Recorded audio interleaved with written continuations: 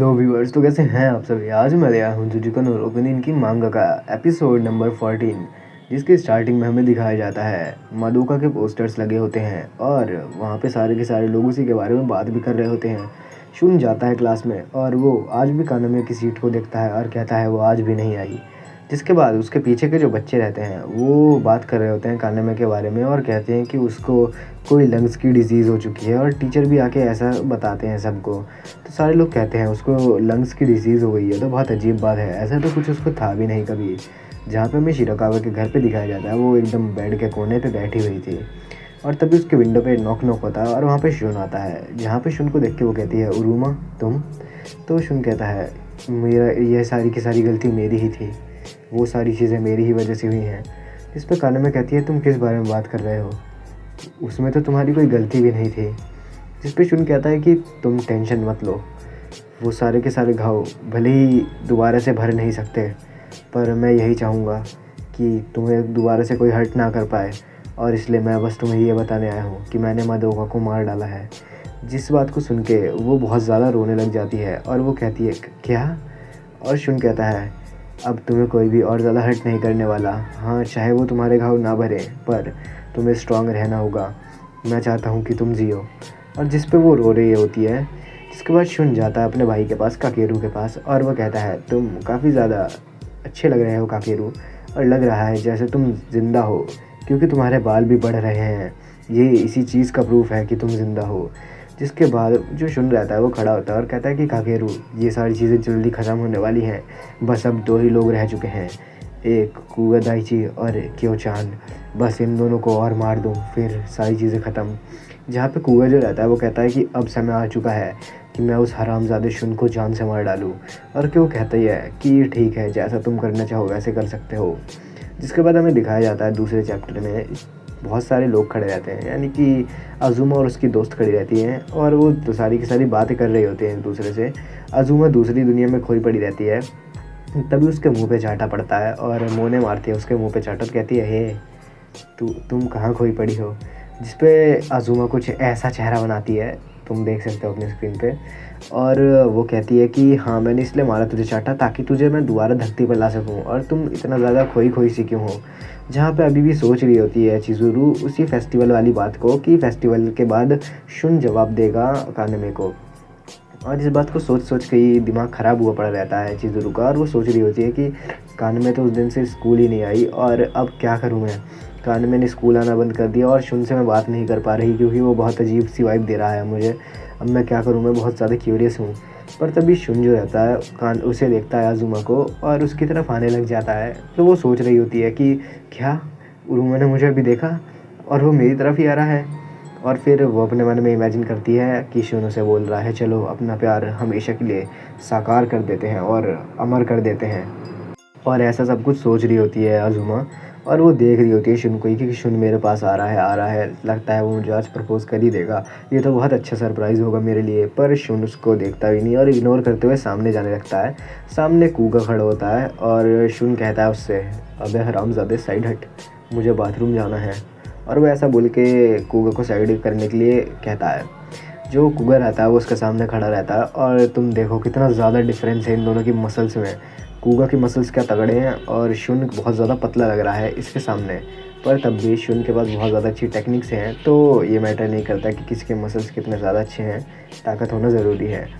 शुन जो रहता है देख रहा होता है दाइची को और कहता है यही है मेरे नेक्स्ट टारगेट कुगा दाइची, एज 16, और ये बहुत ज़्यादा अच्छा है मार्शल आर्ट्स में। जब मैं छोटा था इसने मेरे ऊपर बहुत सारी टेक्निक्स का इस्तेमाल करा, जैसे कि थ्रोइंग टेक्निक्स, स्ट्रेंगलिंग होल्ड्स और साथ में स्ट्राइकिंग। जब से ये मेरे पास आया एक भी ऐसा दिन नहीं गया जब मैं खून के आंसू ना रोया हूँ, तो मैं इसको भी खून के आंसू रुलाऊंगा। और ये एलिमेंट्री स्कूल में जब था तब भी ये जूडो में बहुत ज़्यादा अच्छा था और इसके पास बहुत ज़्यादा ही ख़तरनाक पावर है, जिस वजह से सबको अपने घुटनों पे ला देता है। अभी ये यहाँ पे भी फर्स्ट ईयर में ही है, पर मुझे लगता है कि इसने पूरे के पूरे जूडो क्लब को अपने अंडर कर रखा है। और जब से कुगा ने ये क्लब ज्वाइन करा है तब से वहाँ के मेंबर्स को अजीब अजीब सी इंजरीज़ देखने को मिल रही हैं, यानी कि बहुत सारी इंजरीज़ उनको आ रही हैं बार बार, और ऐसी इंजरीज़ एथलीट्स के लिए अच्छी नहीं है। सेनकोजी, योशिरो और मदोका का तो काम हो चुका है, अब कुगा का क्या करना है, मैं उसको कैसे मारूँ, क्या मुझे उसको मारना चाहिए। और वो ऐसा सोचते हुए अपने घर जा ही रहा होता है, तभी वो देखता है कि उसका घर जो है आज कुछ ज़्यादा ही जगमगा रहा है और बहुत ज़ोर से उजाला हो रहा है उसके घर से। तो वो सोच रहा होता है क्या मेरा घर आज कुछ ज़्यादा ही चमकदार नहीं लग रहा रोज़ से। और वो ऐसा सोच ही रहा होता है तो पता चलता है उसका घर इसलिए इतना ज़्यादा चमकदार इसलिए है क्योंकि आग लगी पड़ी है वहाँ। और वो सोच रहा होता है क्या मेरा घर में आग ये कैसे लग गई। और वो अपने दादाजी को बुलाने लग जाता है, कहते हैं आप ठीक है ना। और वो दादाजी जो रहते हैं उसके एकदम तगड़े तरीके से दीवार तोड़ के बाहर निकलते हैं और उनका हाथ जो रहता है वो जल चुका होता है। जहाँ पे वो कहते हैं शुन सॉरी, मुझे माफ़ करना, मेरे साथ थोड़ी सी भसड़ हो चुकी है और मैं अपने आप को ढंग से बचा नहीं पाया। और शुन उनको लेके हॉस्पिटल पहुँचता है जहाँ उनकी पट्टी वट्टी होती है। और शुन जो रहता है वो बैठा होता है और सोच रहा होता है कि अब मैं क्या करूँ। जिस पर उसके दादाजी कहते हैं अभी तो मैं तुम्हारी हेल्प करने लायक नहीं हूँ, तो जब भी तुम जो भी करना सोच समझ के करना। तो शुन कहता है ठीक है, मैं अपना काम अच्छे से करूँगा और अब कुगा की बारी है, उसकी ऐसी तैसी करने का समय है। जहाँ पे दिखाया जाता है वही दोनों हरामजादे पुलिस वाले आ जाते हैं दोबारा से, अंजाई और ओतो। अंजाई आके कहता है हेलो और ओतो कहती है एक्सक्यूज़ मी। और शुन कहता है क्या है डिटेक्टिव्स, वो लोग यहाँ पे क्यों आए हैं। तो अंजाई कहता है मैंने सुना कि तुम्हारे घर में आग लग चुकी है, ये बहुत ज़्यादा बुरा हुआ। और वो तो कहती है मैं आपके लिए कुछ गिफ्ट्स लाई थी और ये मैं इसलिए लाई हूँ ताकि मैं अपनी सिंपैथी दिखा सकूँ आप सभी लोगों को। जहाँ पे अंजाई कहता है कि तुम्हारे घर में काफ़ी ज़्यादा तेज़ आग लगी थी, ऐसा लगता है जैसे तुम्हारे ऊपर बहुत ज़्यादा बुरी तरीके से किसी ने पनौती लगा दी है और बार बार तुम्हारे साथ बुरा हो ही जा रहा है, तुम्हें इसके बारे में कुछ पता है क्या। और ऐसी बातें सुन के वो तो कहती है हे अंजाई तुम समझ रहे हो ना, तुम क्या बोल रहे हो। जिस पे जो सुन रहता है वो एकदम कोल्ड हो गया, बोलता है कि अरे तुम्हें बस इतना ही था ना जो बोलना था, चलो अब निकलो यहाँ से।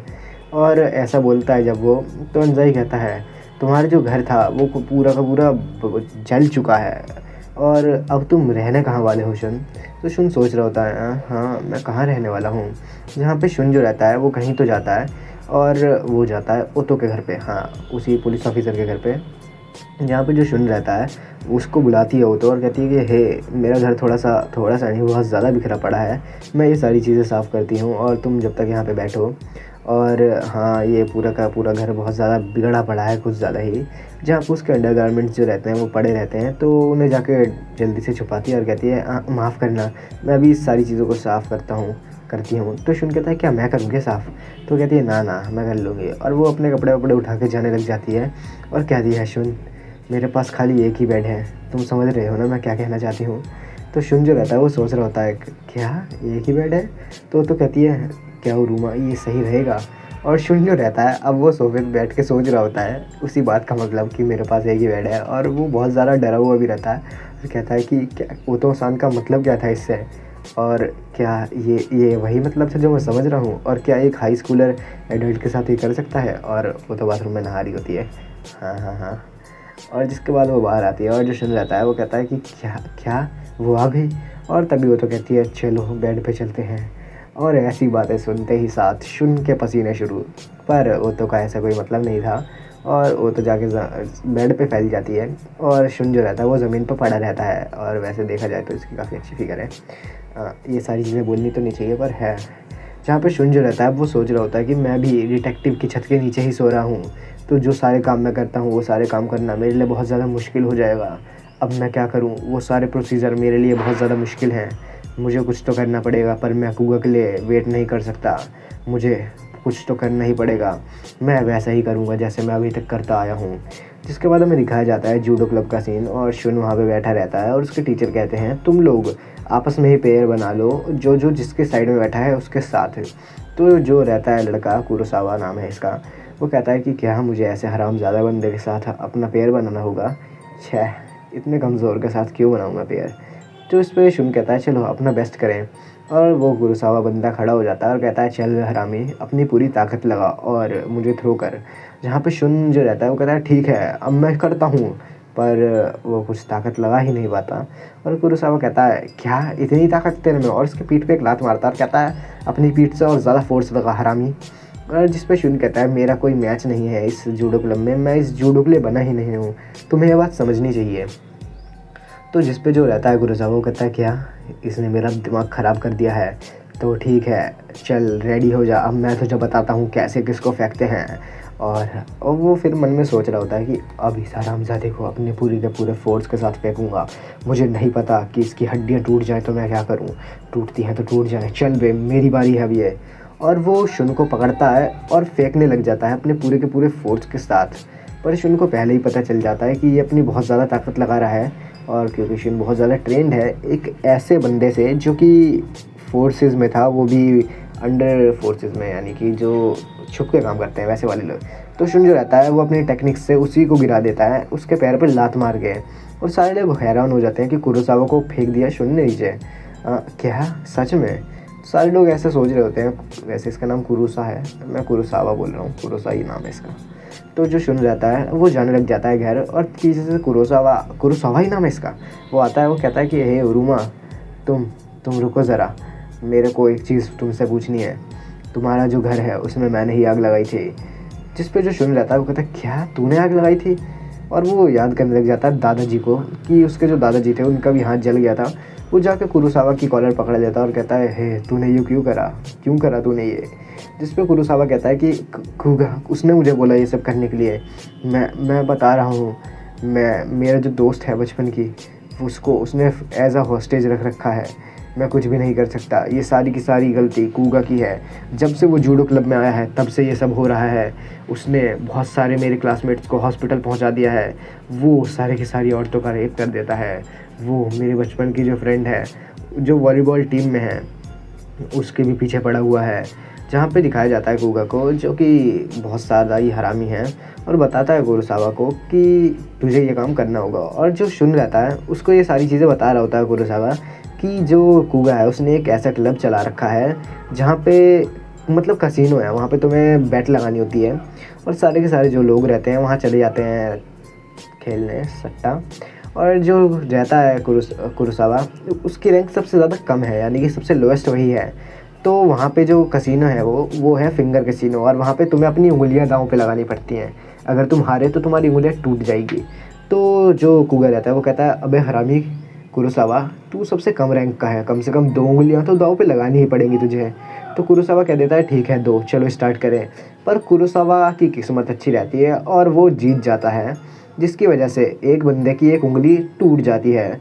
और हाँ टूट गई तो टूट गई, और जो रहता है कुगा वो पकड़ता है उस बंदे की उंगली और अपने हाथों से ही मोड़ देता है और तोड़ डालता है। और उसके बाद वो हंसता है और कहता है सॉरी पर मुझे बहुत ज़्यादा मज़ा आया। जिसके बाद एक लड़की वहाँ पे आती है और कहती है कुगा ये सब बंद कर दो। और वो जो लड़की रहती है उसका नाम आना है, और वही है कुरोसावा की बचपन की दोस्त। जहाँ पे आना कहती है हे तुम ये क्या करते रहते हो, तुम एक एथलीट हो, एक एथलीट को ऐसे शोभा नहीं देता ये सारी चीज़ें करना, तुम्हें समझ रहे हो ना, तुम ऐसे क्या करते रहते हो, मुझे लगता है मुझे तुम्हें जान से मार देना चाहिए। और जो कुगा रहता है वो इस टाइम पे पता नहीं क्यों उस लड़की को कुछ नहीं कहता और कहता है हाँ मेरी गलती है, और वो हंसने लग जाता है। जिसके बाद कुरोसावा को बुलाता है कुगा और कहता है कि हे चल बे तुझे अब उरुमा के घर में आग लगानी पड़ेगी। तो कुरोसावा कहता है क्यों, मैं क्यों? तो कहता है कुगा क्या मुझे एक्सप्लेन करने की ज़रूरत है क्या? वो लड़की आना वो तेरी बचपन की दोस्त है ना, चल जा आग लगा शुन के घर में, वरना फिर मुझे उससे इंट्रोड्यूस करवा।